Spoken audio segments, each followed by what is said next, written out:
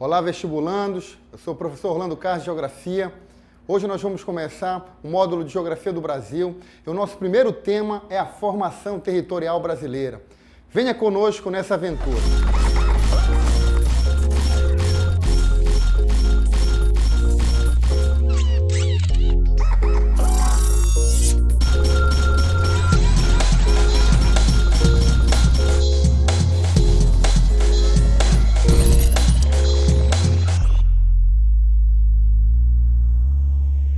A formação territorial brasileira. Muitos falam que o Brasil foi descoberto, mas na verdade o Brasil ele foi conquistado. Portugal conquistou essas terras que já pertenciam aos índios. Outro ponto importante no nosso estudo sobre a formação territorial é compreender como uma colônia que era de 2,2 milhões de quilômetros quadrados se expandiu para 8,5 milhões de quilômetros quadrados. Então, como esse processo ocorreu? Mas, primeiramente, nós vamos definir o que é a formação territorial. Acompanhe comigo aqui no slide. Definição do processo de formação territorial. Então, é um processo de conquista e expansão do território brasileiro. Percebam bem aí no slide que o Brasil, ao que era a colônia portuguesa, corresponde aí a uma linha demarcada aí pelo famoso Tratado de Tordesilhas. Então, o Brasil, ou a colônia portuguesa, era uma área que compreende hoje ao Nordeste, parte do Norte e do Sudeste. Então, a formação territorial, ela vai levar em consideração esse processo de expansão do território para além dos limites do Tratado de Tordesilhas. Então, é muito importante você compreender isso aí, que a formação do território vai se dar a partir de um processo de expansão para o oeste. Percebam bem, o Brasil ele vai começar pelo leste, pelo nordeste e vai se expandir para o oeste. Qual o contexto de tudo isso? Qual o contexto dessa conquista, dessa expansão? Então vamos voltar no tempo aí, na história, e perceber que o Brasil ele vai ser conquistado num período conhecido como das grandes navegações. Você já estudou isso, você já ouviu falar nisso. Então, o que foram as grandes navegações? Foram um período de expansão marítimo ibérica, principalmente aí Portugal e Espanha. E é justamente os portugueses que vão bater aqui nas terras chamadas mais tarde de Brasil, ou Terra de Santa Cruz, Vera Cruz, como já foi chamado o nosso território. A política era a mercantilista, onde toda a colônia deveria comercializar com a sua metrópole. O escravismo, o pacto colonial, como nós já falamos, o metalismo, né? Onde a riqueza de uma nação estava na quantidade de metais preciosos que a mesma possuía. E também havia uma outra característica importante do mercantilismo, que era a balança comercial favorável, onde toda a nação deveria exportar mais, vender mais e comprar menos. Essa era a política mercantilista que vai aí basear a coroa portuguesa a vir para cá, a se apropriar da colônia e saqueá-la, explorar os seus recursos naturais. Mas isso não vai se dar de forma pacífica. É importante você entender que as sociedades indígenas vão resistir. E aí o conflito entre o colonizador e o colonizado vai ser uma das marcas também dessa expansão. O colonialismo. Esse colonialismo vai se basear no modelo de ocupação europeia da América. Não só aí o Brasil, mas a América como um todo vai ser colônia europeia, do norte ao sul. E esse colonialismo vai se dar com base no mercantilismo que nós falamos ainda há pouco.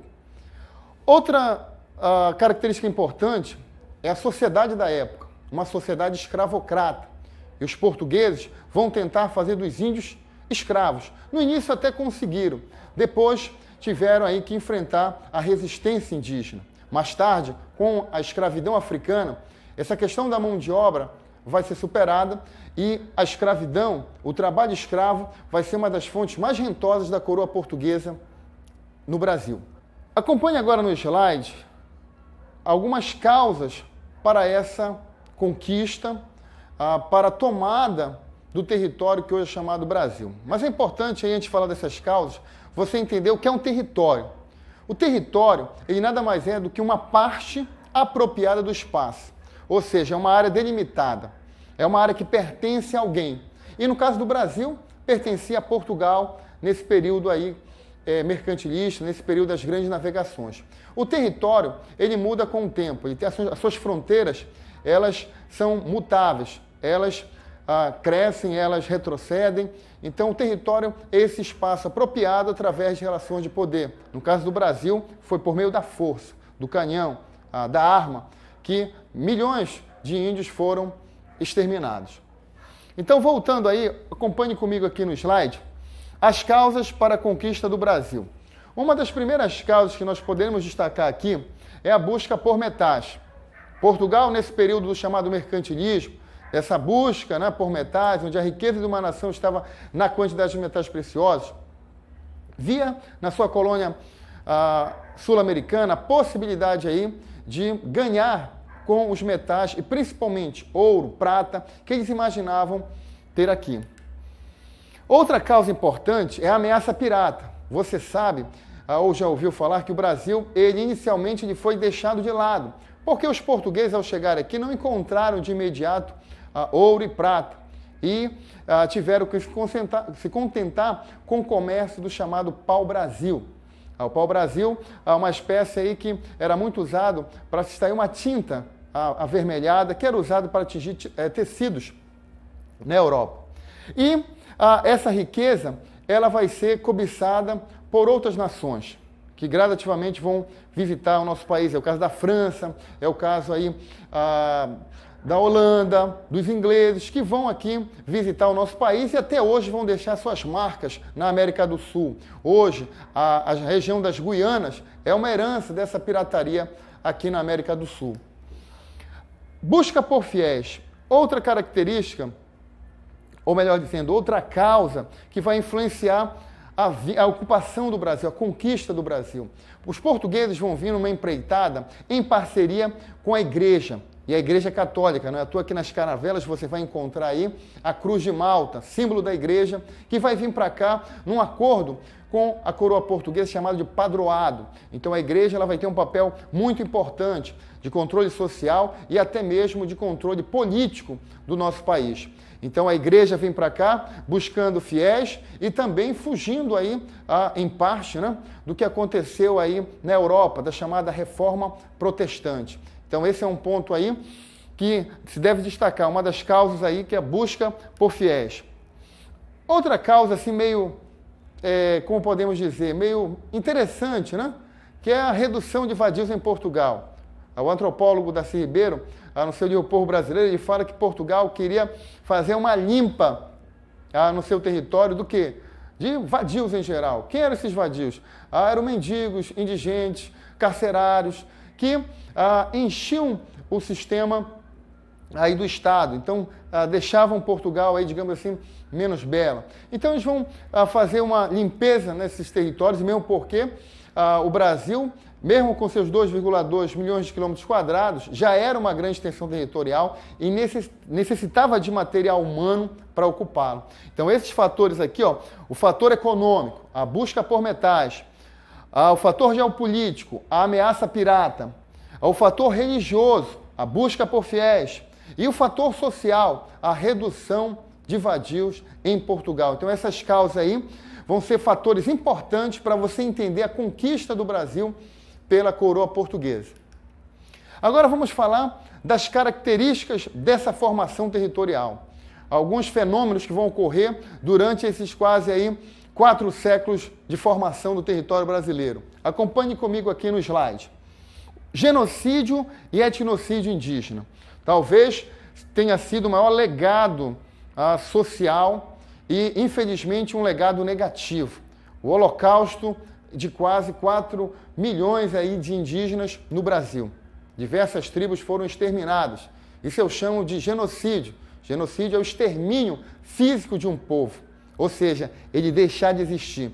E o etnocídio, que é o extermínio cultural, ele perder a sua cultura, ocorrendo aí um processo de destribalização, onde nós percebemos isso, principalmente durante a catequização organizada aí pelos jesuítas, pelas ordens religiosas, pela igreja que vai vir para o Brasil para promover aí a sua catequização, para buscar aí esses fiéis. Outra característica importante é a escravidão africana. Como falamos anteriormente, essa escravidão era bastante lucrativa e o Brasil aí foi um dos últimos países a abolir a escravidão. Por quê? Porque era um grande negócio. Ter escravos em grande quantidade era sinônimo de riqueza, assim como ouro e outros metais. A ocupação litorânea. A ocupação do Brasil ela vai se dar por meio do litoral. Salvador, a Bahia e todo o litoral nordestino vão ser apropriados pelos portugueses, que vão criando entrepostos comerciais e gradativamente vão avançando para o interior. Um interior não muito grande, mas que isso vai ocorrer durante os 4 séculos de expansão do território, ajudando a expandir o território para o oeste, ajudando a formar um território continental. Outra característica é a catequização indígena. Como eu falei ainda há pouco, os indígenas vão estar aqui e vão sofrer o genocídio e o etnocídio. E quando falamos em catequização, falamos aí também de um etnocídio. Os índios vão sofrer um processo de destribalização e não um processo de aculturação, porque o índio ele ainda vai ter a sua cultura, mas não mais uma cultura genuína, uma cultura que sofreu miscigenação. Então é índio aí vestindo muitas vezes vestes portugueses, índio aprendendo a língua portuguesa, índio sendo cristão. E até outras tentativas de fazer o índio cidadão, como o de Marquês de Pombal. A miscigenação. Essa talvez seja uma das características mais importantes, porque vai formar a identidade brasileira. Hoje, quando falamos do brasileiro, falamos da língua portuguesa, falamos da religião cristã e falamos de muitos outros hábitos que foram herdados dos índios ou dos africanos ou de diversos outros povos que migraram para cá, como japoneses, italianos, alemães. Outra característica aí é o arquipélago econômico. O Brasil, até 1930, ele vai ser baseado no arquipélago. O que é um arquipélago? É um conjunto de ilhas. E que ilhas são essas? São ilhas econômicas. Então você vai ter aí desde o início a economia extrativista do pau-brasil. Posteriormente, da cana-de-açúcar. Gradativamente, droga do sertão, mineração, café, borracha e a agropecuária, que vai se desenvolver por quase todo o território do imenso território do Brasil. Então, essas características aí vão ser importantes para você entender essa formação territorial. Agora, vamos falar especificamente da expansão do território. Até agora nós falamos aí da conquista do Brasil, das causas para essa conquista por meio da coroa portuguesa, em parceria com a Igreja Católica, e falamos de algumas características marcantes. Agora nós vamos iniciar o processo de expansão. Já falamos da conquista, agora vamos falar da expansão. Como o Brasil ele conseguiu ampliar o seu território, indo além dos limites do Tratado de Tordesilhas. Quais os fatores, quais as causas para isso? Acompanha comigo aqui no slide. O primeiro fator para a expansão, e talvez esse seja o fator mais importante, seriam as frentes econômicas de expansão. Se você olhar no mapa, você vai perceber aqui várias atividades no território brasileiro. Desde aí do pau-brasil, que nós falamos, primeira atividade extrativista, ou da cana-de-açúcar, que vai se destacar no Nordeste colonial, ou mesmo aí a atividade das drogas do sertão, no Vale do Amazonas, ou a atividade da mineração no centro-oeste e sudeste do Brasil, ou o café, que vai se desenvolver aí nos estados do Rio de Janeiro e São Paulo, na região sudeste. E a agropecuária sulista. Então, essas frentes que nós vamos estudar numa outra videoaula, é importante você compreender, porque ela vai contribuir significativamente para essa expansão. Outra característica são os movimentos de entradas e bandeiras, ou seja, o movimento de penetração para o interior do território. Então, por exemplo, no Vale do Amazonas, as ordens religiosas, jesuítas, carmelitas, franciscanos, vão usar o rio como caminho para penetrar e converter e fundar missões religiosas no Vale do Amazonas. Nós vamos também ter aí no Rio São Francisco, o movimento migratório do litoral para o interior, o Velho Chico. O Rio dos Currais vai servir para a primeira migração no Brasil. Ou mesmo no Sudeste, aí os bandeirantes, Os paulistas vão ajudar a desbravar o interior do Sudeste, o interior de São Paulo, para aprisionar índios e buscar metais preciosos. Então, esse movimento aí de penetração, ele vai desrespeitar os limites de Tordesilhas e vai ajudar a expandir, a ocupar mais tarde, durante principalmente o Tratado de Madrid, em 1750, o Brasil consegue de direito tomar esse território da Espanha, porque já tinha tomado de fato. Esse princípio é conhecido do direito romano, chamado ut possidetis ou ut possidetis, como alguns chamam. Outra característica marcante é a união das coroas ibéricas. Durante os anos de 1580 e 1640, a colônia brasileira, a colônia portuguesa, né, o Brasil, estava sob o controle da Espanha. De 1580 e 1640, o Brasil foi governado pelos espanhóis. Sendo assim, não tinha mais sentido prático ter aquela linha que dividia o território de Portugal da Espanha. Então, isso contribuiu muito. Outra característica natural da própria geografia, a barreira andina. Os Andes dificultou muito a ocupação por parte dos espanhóis do seu território. E, por último, o mito da Ilha Brasil. Os portugueses, grandes cartógrafos, grandes navegadores, fizeram uma cartografia ímpar. Como só eles conheciam o espaço, eles vão tentar vender a ideia que o Brasil era uma ilha, porque ele é todo recortado por rios, tem um imenso conjunto de bacias hidrográficas. Então, os portugueses tentaram vender a ideia de que o Brasil era uma ilha. E uma ilha, já por si só, tem a sua divisão natural. E eles vão conseguir. Grande parte desse território, em 1750, vai ser delimitado como território do Brasil. E aí, gradativamente, o Brasil vai conseguindo resolver questões de fronteira, como no sul, como no norte, que mais tarde aí vai delimitar em 1903, com a conquista do Acre, um dos últimos territórios aí a serem integrados a esse país continental. Então, nessa primeira videoaula nossa, que fala do módulo de Geografia do Brasil, da formação territorial brasileira, nós aprendemos um pouquinho isso, como o Brasil foi conquistado, o seu contexto, quem fez isso, quais foram os atores, e a partir daí a expansão para o oeste. Na próxima aula, nós vamos continuar aprendendo mais dessa formação, estudando as frentes econômicas de expansão e percebendo quais as consequências dessa formação para o Brasil atual, para esse espaço geográfico complexo. Valeu, galera! Aguardo vocês na próxima videoaula.